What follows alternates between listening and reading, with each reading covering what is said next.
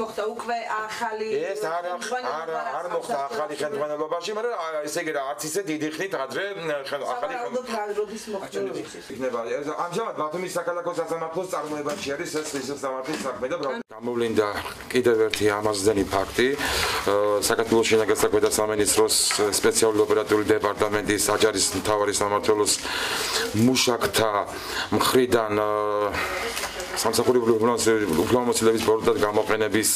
დანაშაულის შესაძლო ჩადენის ფაქტი ბრალდებულის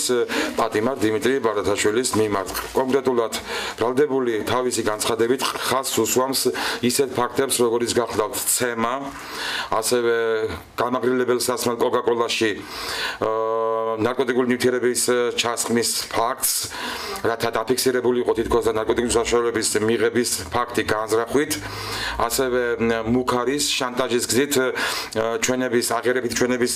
მიღების ფაქტს და ასევე თურქეთში სამუშაოდ ყოფი ბრალდებულის დედის ჩამოსვლისთანავე დაპატიმრების მუქარას. ჩვენ მიგვაჩნია რომ შესაძლებელია ჩადენილი არის საჯარო მოხელეთა მხრიდან კონკრეტულად ესე იგი არჩილ ჯორთმენაძის და ირაკლი მეგრელიძის მხრიდან სამოხელეო დანაშაულის ფაქტი, ამიტომაც დღეს რიცხვით საქართველოს ანტიკორუფციული პალატაში შემოსული ყველა მასალა ამ საკითხთან მიმართებით რეაგირებისათვის გადაეგზავნება საქართველოს მთავარ პროკურორს. და თქვენ თუ გქონდათ შეხება ან საუბარი იმ ადამიანებთან, ვისაც დებენ ბრალს, ანუ ამდენად შეძლებთ მეორე მხარისგან გადაგემოწმებინათ ეს ინფორმაცია, ან პატიმრის მიერ მოწოდებული ინფორმაცია. ესე იგი, ჩვენ მივიღეთ ინფორმაცია პატიმრისაგან, ბრალდებულისაგან, ამიტომ